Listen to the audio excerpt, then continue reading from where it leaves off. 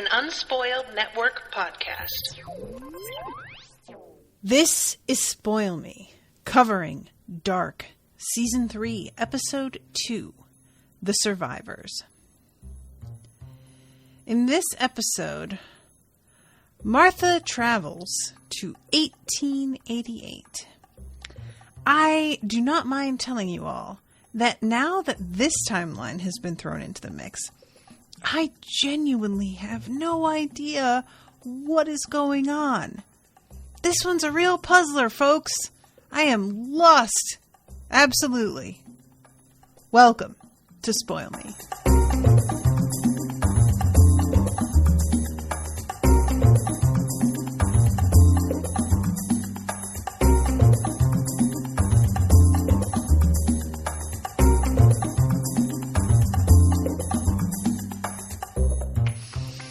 Welcome to the show, everyone. I am Natasha. Thank you very much, first of all, to Yama for sort of commissioning this episode. Yama actually over-commissioned on another title and said that I could use the remaining slots to my discretion. And I chose Dark because I am dying. I am dying, I tell you, at how long it is going to be until I get to follow up. This episode won't be followed up until September, I believe. So I just wanted to get started as soon as I could. And y'all, this episode is just, all right. I know I started this off by saying I don't know what's going on, but I really want you all to know how much I mean that. And Rashawn's here in the chat. Michael says, do you have a character cheat sheet? I do not. I had been using that Meta Witches site, but there have been a couple times that something they have said on their site has, like, not exactly been a spoiler, but has pointed me in a direction, and I don't want that, so I've been sort of avoiding their site as well. It's more, Rashawn says, make a sheet. You make a sheet. Don't tell me what to do. But there is just so much going on with this timeline that I don't really understand. I'm going to give y'all an approximation of what I got here, which is to say that Jonas is apparently, I was going to say Jonas is unaware that he becomes Adam. I believe that he knows already, though. I don't understand why the Jonas that we know, who seems so, he seems to really dislike Adam. He seems to recognize the fact that Adam misled him to begin with, that Adam has his own agenda, which Jonas obviously doesn't really know what that is. It doesn't feel like anybody knows what it is. So the fact that Jonas is apparently listening to this old blind dude with the Sic Mundus Creatus Est engraved on the little, what do you call that? A pommels for a sword. Is that what it's called for a cane? I don't understand why he's listening to this guy, because I feel like you just want to avoid anything regarding that at all. Am I wrong? Is it just that he feels by employing this dude's resources that at least he'll be able to get back to his own time? Is that all it is?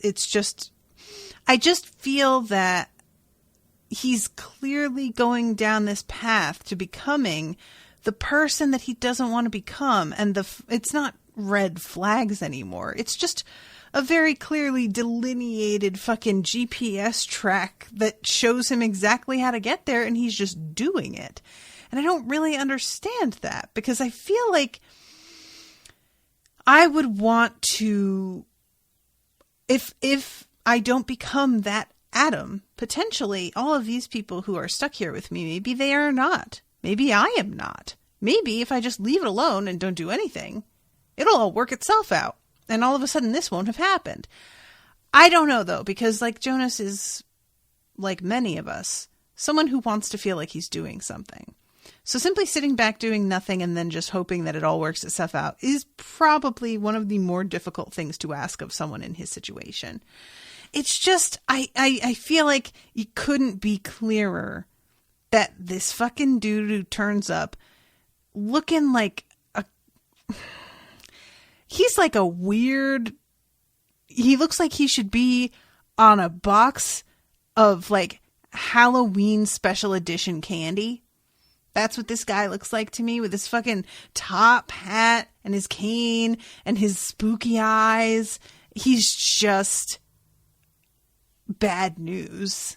You know, I don't like him. I feel like when he shows up, Dance Macabre should start playing. Nina's here. Finally managed to catch a live episode. I'm German, by the way. If you have any questions like the Raider chocolate bar, which is just an old name for a Twix. Oh, yay. Thank you. Delighted. Yeah, man, you guys are making me want a Twix bar. All right. So let's start at the beginning of this episode, shall we? First of all, another one of these Martha and Jonah sex scenes. I would love to talk to these two actors and find out, did they have to record this sex scene 1,000,000 times? Or did they do it once and they keep using the same footage or different angles of the same footage over and over again? Because almost every episode has started with the two of them fucking, and it is kind of bonkers to me how awkward it still feels. After all this time, you would really have thought that I had gotten used to it, but no. So, you know, we have her and she's having sex with him, but it's like flashing between her hands covered in blood. She's holding what looks like the St. Christopher, like a token. And it's pretty clear as this is all happening that this is a nightmare. She wakes up very, very shook. And old Jonas is sitting right there watching her. And it turns out that this is 1888. Now, look, old Jonas, I would really appreciate it, dude, if you don't just fucking sit next to this girl's bed watching her sleep. How about you don't do this, kid? I don't like it. You should know better. It's very scary. You have a scary face, okay? Go wash up, at least, if you're going to sit here and stare at her. Just get some fucking Clearasil and get the fucking blood and grime off. Do something. Otherwise, you look like a serial killer who just got done with his like first batch of the day and he's taking a break before he starts on his next batch. So he's holding this envelope that says Jonas and he is staring at her. And there's this weird mixture here of like longing and contempt, I feel like. He is not happy to see her. He thinks that she's some kind of, I guess, like an imposter. I mean, she kind of is. It's like he takes it personally that she is Martha, but isn't his Martha. Like she's fucking with him, you know? It's just an incredibly selfish view of things that, man, her fucking existence has nothing to do with you, okay? Get over yourself. So he has her come outside to see everybody, and she is greeted by Magnus and Bartos. Is Francesca there? I think she is. And I love her brother being so happy to see her. And then, of course, Jonas has to interrupt with, "That's not Martha." And Magnus steps back and is like, "What the hell?" I really hated this, guys. Poor Magnus. He does a really great job acting this scene and believing that his sister has been brought back to him. And I hated seeing this moment get stolen from him, you know? Again, I would like to share my desire for everybody in this scene to just please take a shower. Y'all, your clothes may remain filthy. Maybe that can't be helped. but for Christ's sake, they all look like they went for a jog in like a thunderstorm, came home and emptied out the attic, and then went to bed and just woke up and stayed as filthy as they had been. It's just distracting. That's all I'm saying. So yeah, she explains that she is not their Martha. And she said, I promised that I would fix anything so that none of this would happen. And as she is explaining this, they all begin to look more and more freaked out. Eventually, they get to learn about the versions of themselves that she knows, which at least in their case, they exist. I mean, in Jonas's case, he doesn't even exist in her world. So that's got to hurt the most, you know? And we cut from there to the credits and then to Jonas's house. This is 22nd September 1987. We are back in apparently our world. I say our. When I say our, what I mean is the original Jonas version that we know from the first 2 seasons. And I think that is where we are, right? Oh, no, we're not, because Katarina wakes up. Oh, wait, no, we are, because she's staying in this room. That's right. That's what I keep getting messed up on. Okay, that's what threw me off here, is that Katarina is staying in their house. And she gets her pack on and is pretty much, we find out, going around to different, like, official venues, I guess is the word I want, to try and get as many versions of what's happened here as she can. But she also doesn't want to share any information about herself. So when she goes to talk to the cop and ask him about what happened with this kid getting abducted and yada, yada, yada, she tells him, my son got abducted, or somebody tried to abduct him, and he doesn't want to speak with her because she won't share her name. She won't share an ID. She won't share a birth certificate. She won't tell him anything about who she is. So as far as he's concerned, why should he help her? She's being incredibly sketchy. And I mean, I get that. I just feel really bad because there's no other option for her. Like, she does the best that she can. And meanwhile, as she is doing all of this investigation, she goes to her high school and runs into the young version of herself. What a trip. What a trip. Correct me if I'm wrong. Did Ulrich ever see the young version of himself? He doesn't come across himself, right? Up till this point, the only version of anyone who has seen their younger or older selves was Jonas, if I'm not mistaken. Oh, right. Michael says no because he went back to 54. You're right. And Jonas already, like, both versions of him were aware that time travel existed by the time that they saw each other. So I feel like it's not quite the same. This moment of her running across her young self, when her young self has no idea who she is, in a setting that is something that she would have to remember, as she's watching it, as she is like speaking to them, she begins to remember, oh yeah, I forgot when I was a kid I had this encounter with a really weird woman who kept staring at me. And it begins to come back to her that she's the woman in her own memory. I can't get over how weird that would be. Like, I really have no idea how I would react to seeing my younger self. All I would want to do is grab her and shake her and be like, you're so beautiful. Why are you doing this to yourself? Just like about life in general. And probably get put in an asylum also, a la Ulrich. So I guess it's best that I'm not given that opportunity. But the way that Katarina handles it feels fair, which is to simply stare in disbelief not know really what to say, do her best to communicate something that she can't exactly be honest about, and then they walk away thinking she's nuts. Yeah, that feels like how it would go. So, as that's happening, we are having the memorial / funeral for Mads.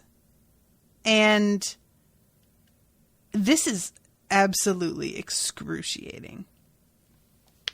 Mads' mother is sitting there looking haggard, man. This is a woman who hasn't slept for days and is completely unaware of the fact. Like, she has so disconnected from the world that the fact that she's exhausted, hasn't slept, none of that even factors into like her awareness. All she is thinking about is what could have happened to her kid.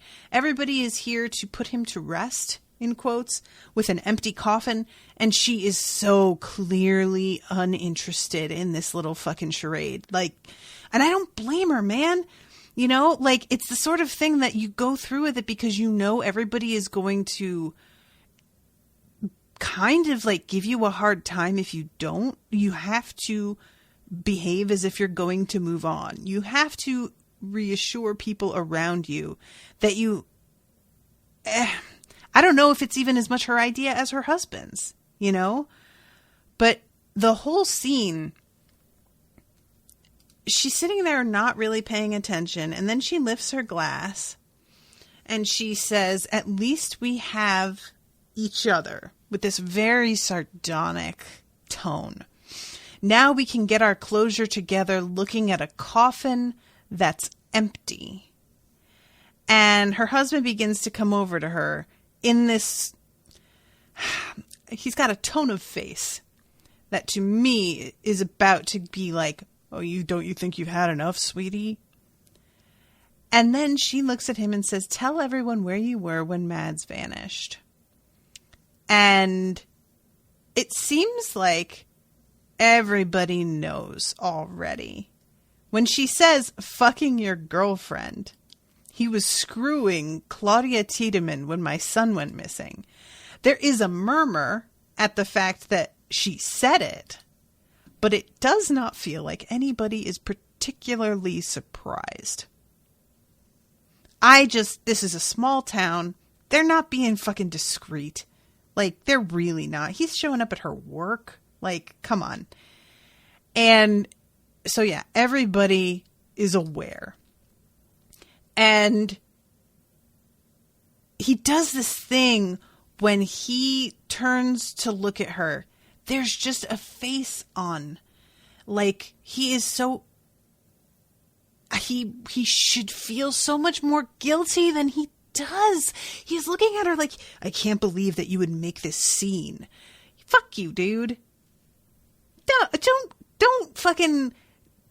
Ugh.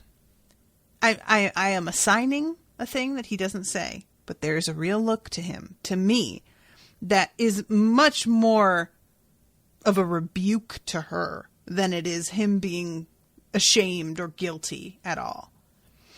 And she says, "If only you devoted as much energy to finding your own son as you devoted to your mistress, then maybe Mads wouldn't have gone."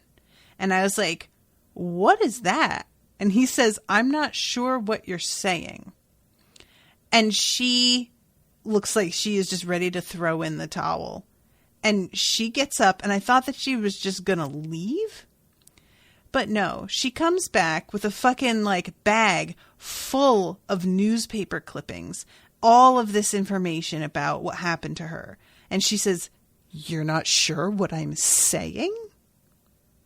And honestly, I love her. I love her so much. I applaud her. He goes and gets his coat and leaves like a little bitch. And then he comes back later and tries to tell her, I know that you're right. I have to choose. And, oh, shocker, he stayed with the woman who he already lives with when the other woman disappeared.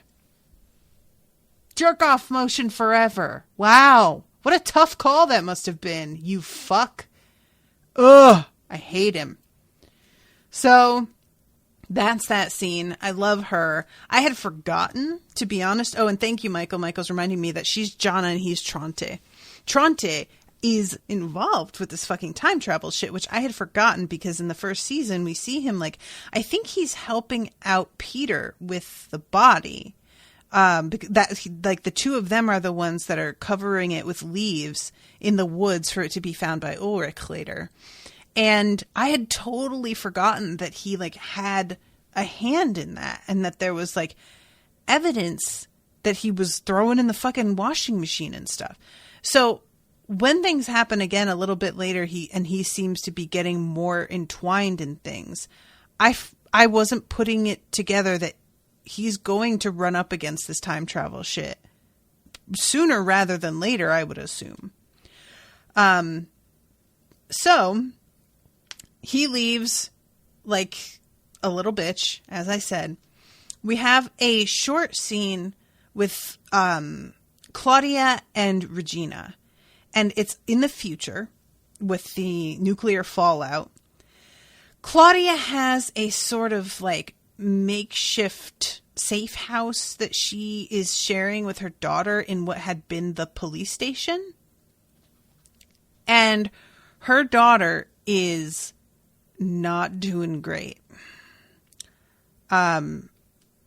Regina's hair is falling out. The look of her is that she doesn't have long to go. And it could just be the cancer. It could be a combo of the cancer and what's going on with the, the nuclear fallout here. And we get, as she's like walking through to see her daughter, the voiceover of Claudia speaking that we heard last season when Jonas discovered that recording in the power plant. So this moment of her like attempting to sort of care for her daughter in a very, it's one of those things that it feels like she's trying to make up for things. She's doing that thing that we do when we finally look up and realize how much time we've wasted, and we sort of overcompensate. But it's usually too little too late most of the time. And we find out a little later that she is behind Regina's murder because Tronte comes back and fucking smothers Regina with a pillow. And when he does, he says, "Your mother said this was the only way to save you." And I can't understand why he felt the need to tell her that her mother had something to do with it. Why don't you keep that shit to yourself, Tronte?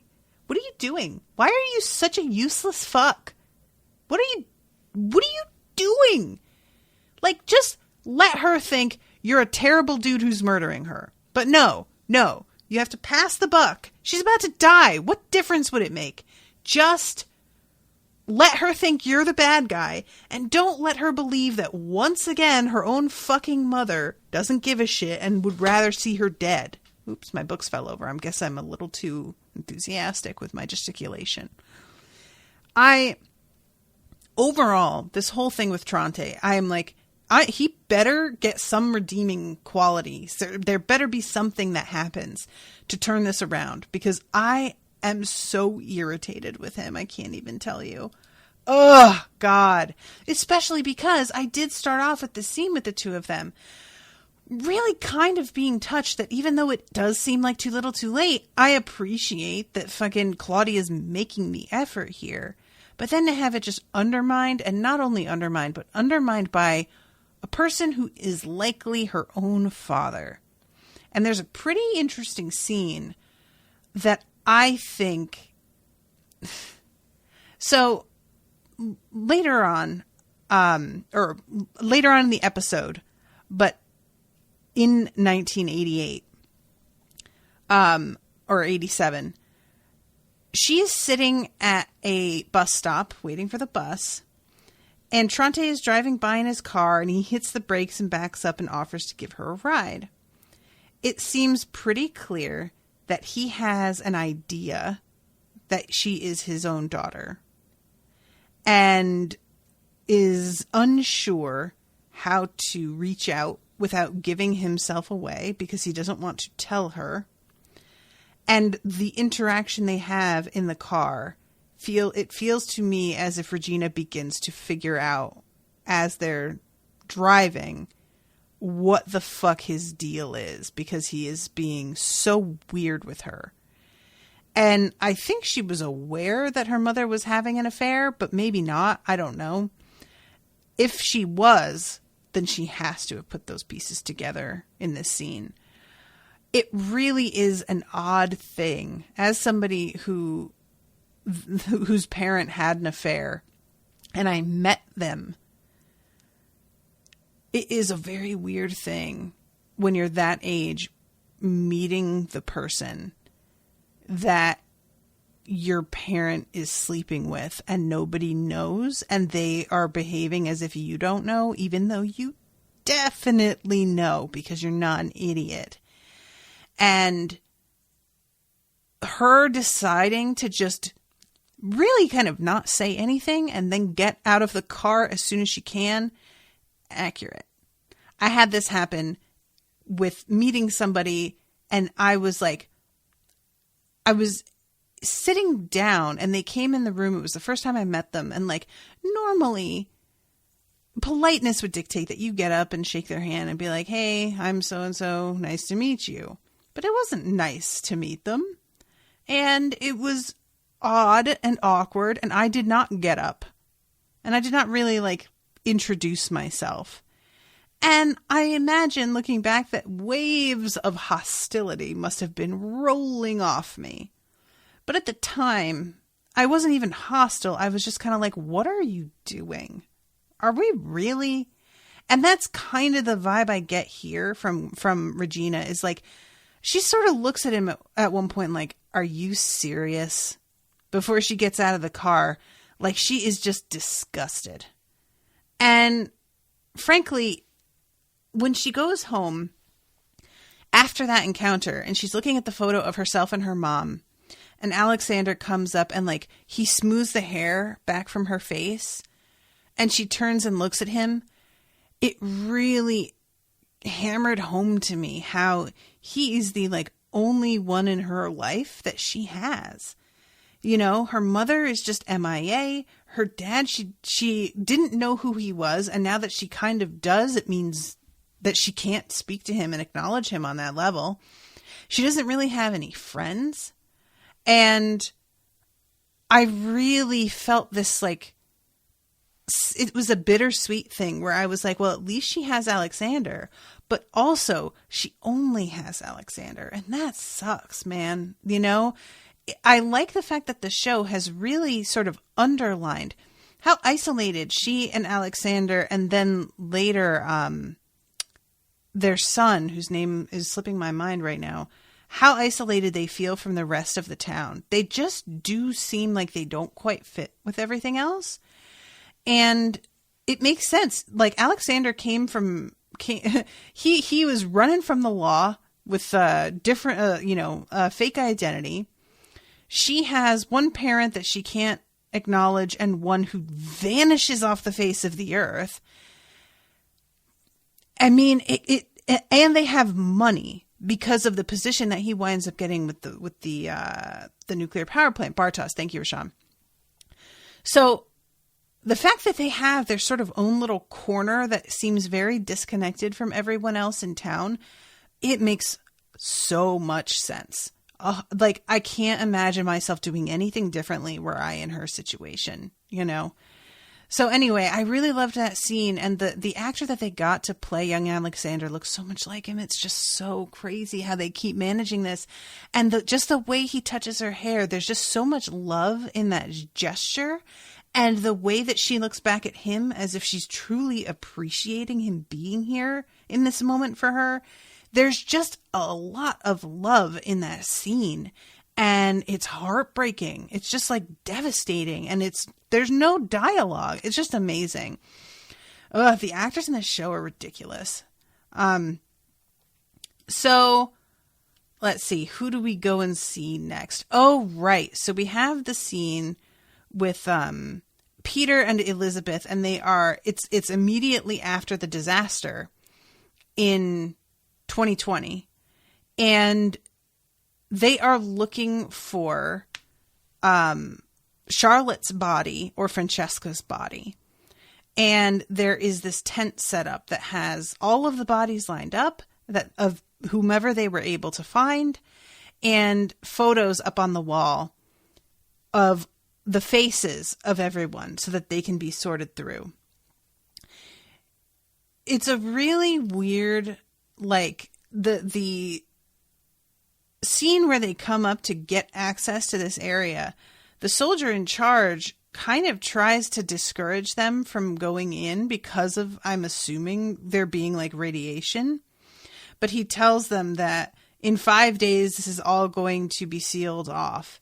And we have orders to eventually seal this area and wall it off. And he says to Peter, why do this to her? Looking at Elizabeth. And I was just like, what is your job, dude? Because I really feel like looking for the bodies of your loved ones is kind of what everybody would be doing. And the idea that, like, you think not coming in and affirming whether or not they've died would be better for her peace of mind. I don't get it, kid. I really don't. Like, knowing one way or the other is always better, I feel like. Is that just me? I don't know. I would rather know than not. I feel like I would always wonder. And this dude is just so, like, I don't know, he's just so judgy. Keep your shit to yourself, dude. So let's see. I'm going, because we bounced back to 1880 or 1888 at this point, and I had forgotten that. Oh, right. This is when Jonas loses his mind, asks her, who are you? He grabs her. He has the letter, and he says, did you write the letter? What did you really want here? Did Adam send you here? What did you use to travel? Tell me what you used to travel. And he's like, got her by the hair as he's saying this. And this is when they get interrupted by this fucking reanimated skeleton who tells them the machines aren't running yet, as he's like fucking in full silhouette with this face. I can't handle this dude, guys. I want to believe that he's wearing makeup because his nose is just out of control, sir. And thankfully, everybody else had already held Jonas back, but his interruption, he tells Jonas, you have a visitor, and sort of sends him on his way. And thank God, because this Jonas, honestly, I don't have a lot of faith at this point. He is already turning a corner to becoming Adam, regardless of this dude's influence at the moment. He just seems to really kind of be losing it and losing his grip on things. So this dude comes up to Martha and touches her face and says, so you are the reason why his mood is even worse than usual today. And reassures her that she has no reason to fear him. Some people think that he's crazy.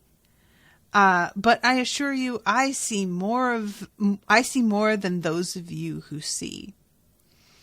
And I was just kind of like, all right, buddy. I mean, I guess, who knows? I did not give him a lot of credence. So, I'm trying to see where to go next. Yeah, all right. Let's talk about Katarina, because she goes to the school. I talked about that. She goes to the cop. She wants to know what's happening with him, like, you know, and this kidnapper. he blurts out about this dude who apparently got, like, tried to go after Mikkel and got locked up. And she follows that lead to the asylum where her mother is working. This is a rough scene, you guys. Like, speaking of great acting, she is trying so hard to hold it together as she looks at the mother she knew as a kid. A mother whom we later see is abusive. I don't know who Katarina's father is. I'm not sure that we have met him. But when her mother comes in and just smacks her in the back of the head to tell her to clear the table, and that is her prelude. It's not even like, oh, I told you something 3 times and now I'm losing my patience. That's how she starts shit off. I don't want to see what happens when she genuinely loses her patience. And honestly, it's kind of nice to see a woman in this role, because that it is not to say that men aren't abusive, but I feel like an abusive male figure is like a sort of easy, like, familiar trope. And women who are physically abusive are not depicted in media nearly as much. Usually if there is a woman who is portrayed as abusive, it's much more emotional. She says snide things. She maybe has sketchy boyfriends and then doesn't believe her daughter when she says that these guys are, like, coming on to her. It's always a lot more like manipulation. That tends to be how abusive mothers are portrayed. And I do appreciate the show being like, no, women also hit their kids. That's definitely a thing that happens. And, you know, there's a feel to this home life that she works a lot and doesn't have anyone to help her and resents her kid and doesn't want to be doing this. So this scene when Katarina is looking at her, it's such a fraught one because we as viewers don't know yet what her mother is like to her. The scene where we see her get hit in the back of the head is later, but we have seen her turn up with, like, a black eye or something in season 1, and Ulrich, like, ask her what happened and she kind of doesn't want to talk about it. So there's, like, a hint, but I wouldn't be surprised if by this point most people had forgotten about that. And so she's looking at this woman who simultaneously, like, meant everything to her and was her entire world, but also abused her and was terrible. And is trying to, fucking handle that while knowing that her husband who time traveled is likely locked up in here and has been for, like, the equivalent of 4 decades almost. Yeah. Katarina, I don't blame you for, like, falling apart, girl. That makes sense to me. I don't know about y'all. So she finally manages to convince this woman to let her in. And it takes a minute because when she first tries to say he's my husband, her mother's like, oh, so you're one of those women who clings to serial killers and the insane because they're the only ones that you can get. And it's just a really, like, fucking bitchy, hateful thing to say. I was like, what the fuck, woman? But once we see who she is later, it makes more sense. So Katarina goes in there, and it's this incredibly tense scene of her, like, seeing Ulrich and sitting down very slowly in front of him, and him looking up very slowly. The two of them, like, her hands are filthy. And there's, like, a close-up of her hands over his as he, like, kind of bends down and begins to cry. And she says, I will get you out of here. I swear. And y'all, I was so excited about it. I didn't know if they would let her see him this episode. I wanted it so bad. I just, like, his situation of being left there and nobody knowing And nobody would believe him if he, like, it's a nightmare. It really is. So the relief, as much as Ulrich is shitty, I mean, he is such a bad person. As much as that is true, he wound up here because he so deeply loves his family that at least loves his little boy. He may not respect his wife, but that is one front upon which he and Katarina are united. And I can appreciate that. You know, what if she gets him out and comes back to the present with him, or whatever it is that she decides to do? If she chooses to divorce him after all that, I wouldn't be mad at her. But I do like that they have both been brought here out of like this desperate need to find out what happened. And he kept trying, you know, he escaped at one point and goes to Inez's house and tries to like take his son back. He kept trying even though, and apparently Inez and Mikkel have been like relocated somewhere, and or because the cop says to her they thought they needed a break. So they are somewhere else, I guess. But they have to come home sometime. So I am very curious. I don't anticipate that she's going to be able to get him back because Jonas is still alive. And if that succeeds, Jonas, I don't know, what happens? Does he just vanish? And we know that everything in this time, this like time travel shit, everything that you do to try and prevent a thing from happening just makes it happen. So Katarina doesn't really know that yet, though. She hasn't had that kind of experience and hasn't seen it repeatedly be a self-fulfilling sort of prophecy. So I assume she's going to try. And I don't know what will happen. Will she get put into this asylum also and never be able to return? Like, and I should mention, too, that there is a point at the end of this episode where old Martha is talking to Jonas and she's pointing at this like family tree, and we see Katarina's name with two different kids coming off of her name. So I don't know if that is the present Katarina that we know having two other children. If this is a different version of her, maybe from the other world that Martha's from, that she has two other children and doesn't wind up being with Ulrich. I mean, it looks like they were already together and split up. But if she split up, does she get remarried maybe? I don't know. I'm getting to like that family tree. I won't lie. I paused and read some things on there because I was just like, ooh, what are you doing? I feel like if they put it on screen, they have to be okay with me knowing about it, I assume. So then we get this awful fucking scene with Claudia's secretary. Guys, this was so hard to watch. Like, first of all, can we all agree that if you are in a building that deals with like potentially deadly substances, that if you see some people have broken in, you just leave that shit alone?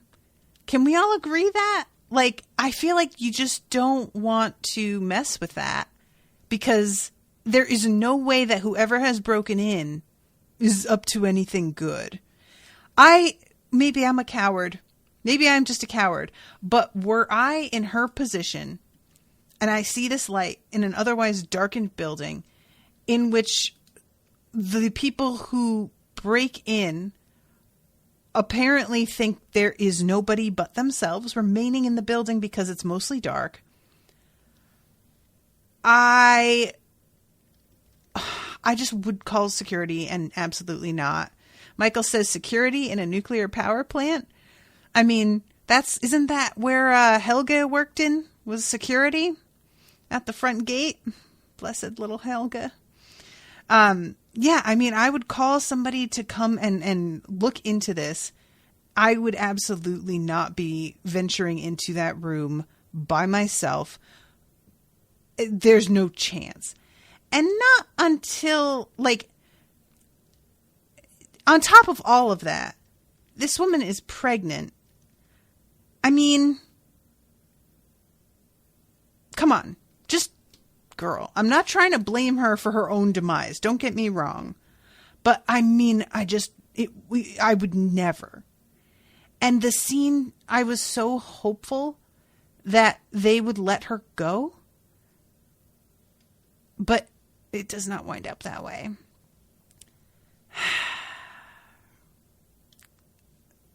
So, this dude tells her, hell is empty. All of the devils are here. And takes out a garroting... Is it just called a garrote? Or is it a garroting wire? Or can it be either one? Is a garrote because I always thought garrote was a verb. He was garroted. She will garrote you.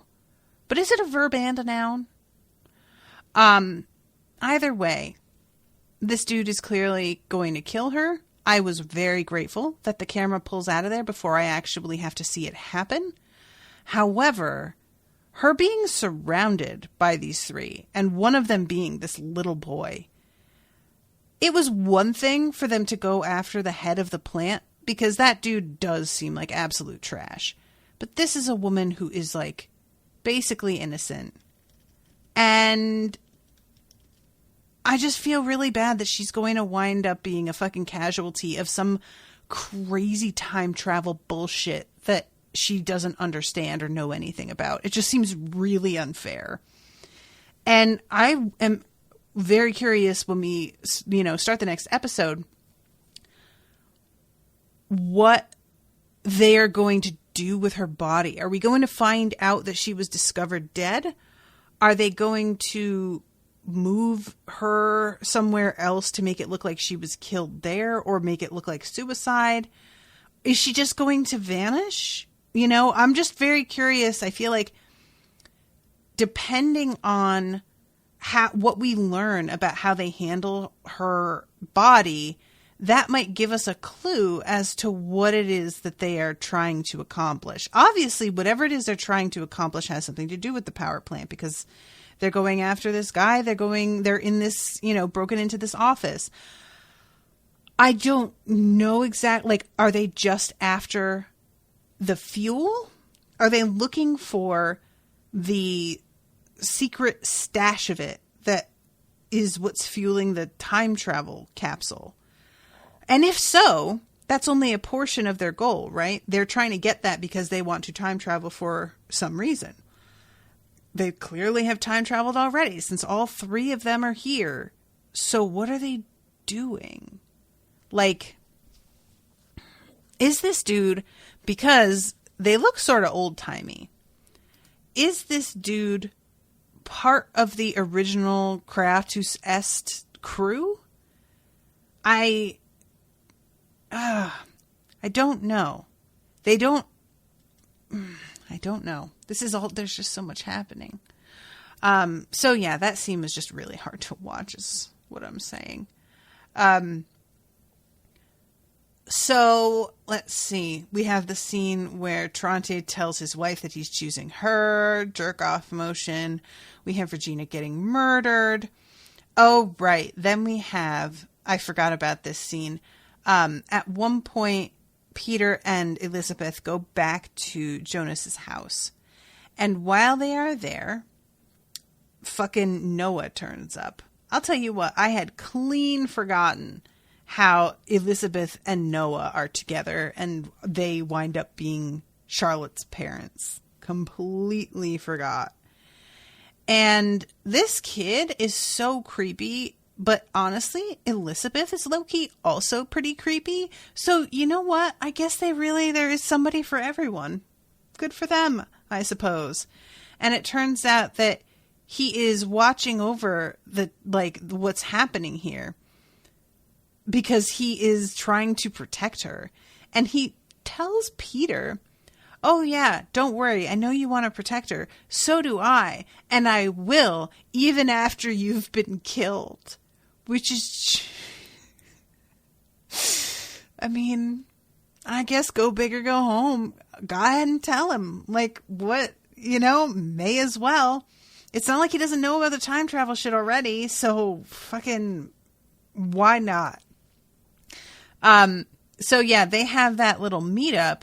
And then later on, Elizabeth is looking at this paper that says cave on it because she wrote looking for mom and sister, and he wrote back cave. Her dad is starting to fray a little bit. And she asks him, what did he say to you? Because I forgot. He's right in front of her, and I thought she could read lips, but evidently not. So her dad didn't tell her what this kid said, and she wants to know, understandably. And he won't tell her. And she gets very frustrated and tells him, I'm not a little kid anymore. And she gets up and basically just shoves him a bunch of times. And I really, really get it. With everything that's happening and also having this disability where things can be so easily kept from you, I would be so fucking frustrated. So, and it seems like her dad gets it too. He ends up just wrapping his arms around her and holding her while she's crying. And I appreciated that he doesn't, he just understands that this is an outburst of frustration. And we cut from there to Charlotte in, what is the year in the future? I'm going to back it up. 2053. Right. Looking at the photo of her parents. And I don't feel like she has figured out about Elizabeth. I can't remember. Did she figure this out last season? And this is familiar to her? Or is this new information? Or has she not figured it out at all? Because Elizabeth comes in and sits down next to her. And there's no, they don't speak for a minute. And then Elizabeth signs to her, it's all going to be okay.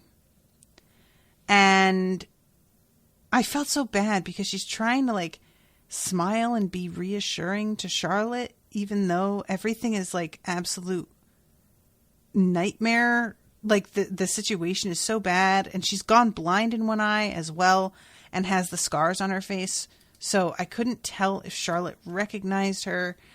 And Charlotte sort of gets up and turns to her as she's walking away, as if all of a sudden she does recognize her.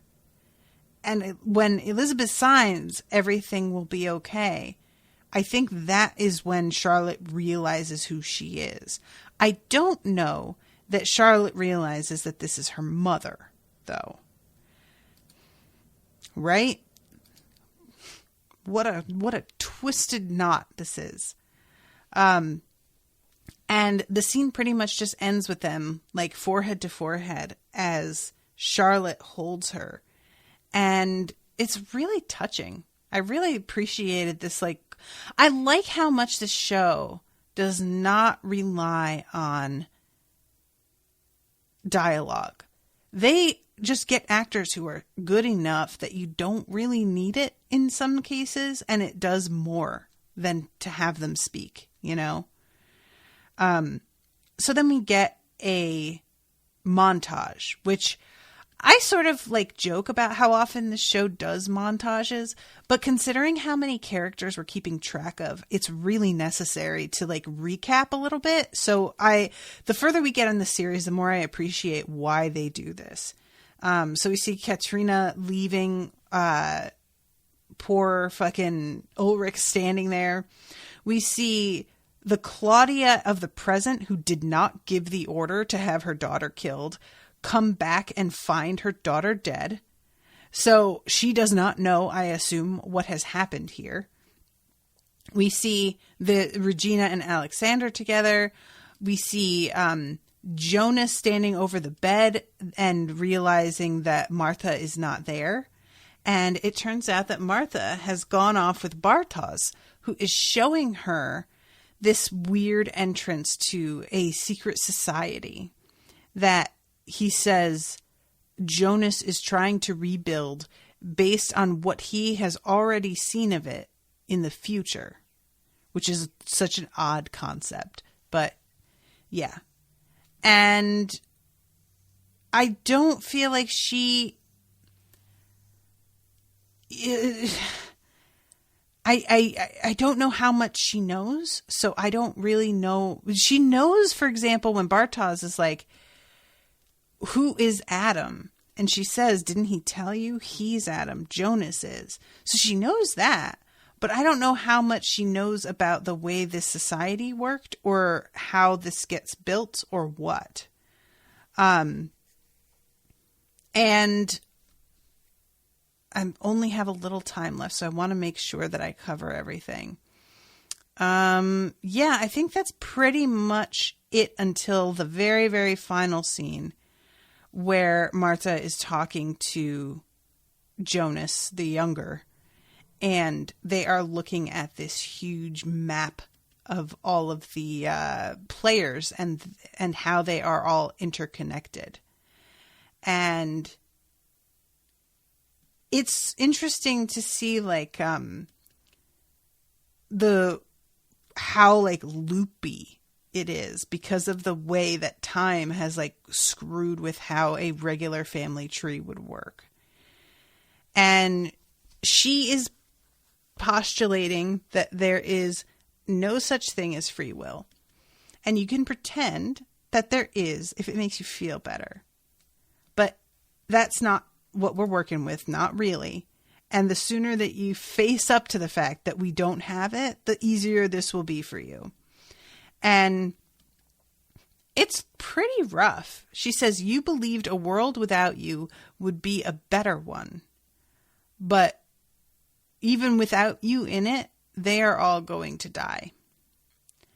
And Mika will die. And that is the end of the episode. The apocalypse occurs in my world just as it does in yours. And she says, in mine it will happen in 3 days' time. And that is the last sentence. I don't know if we have discovered still exactly what causes the reaction. Wait, no, we did. It was that policeman who demanded that they dig up the radioactive waste. He's the one who caused it. Is he here? Is he going to be the cause of it in this town also? Or is that going to be somebody else's role? Will it happen the same way? Curiouser and curiouser. Maybe that's what this like weird trio is trying to do, is go back and like make sure that it is not disposed of in this way so that it cannot cause the reaction ever. But I don't know what you do with it. If you're like, there's too much of it to just use as time travel fuel. What do you do with it? That's the question. That's always been the question with radioactive waste. It's always, the solution has always been bury it so deep and so far that literal tens of thousands of years can pass without it being harmful. But I don't, how do you move it out of where it is? I would feel like the best course of action, if all you're trying to do is get it put somewhere that will genuinely keep it protected, is to turn them in. Turn the nuclear power plant in and have some authorities come in and handle it rather than leaving it to the plant itself to police themselves, because they are just going to do whatever is expedient to keep it from getting discovered, rather than what's the safest and most effective means of disposal. But I can't imagine that's all this dude is after. He just seems too unhinged. It doesn't feel like that can be all. I don't know. But anyway, that is the end of the episode. So I'm going to wrap up. Thank you guys very much for coming and hanging out with me during this. Thank you again to Yama for letting me use these slots as I wanted. And this has been really fun to be able to get started on this season. And if you guys have any suggestions or cheat sheets for characters, let me know. And until next time, toodaloo, motherfuckers.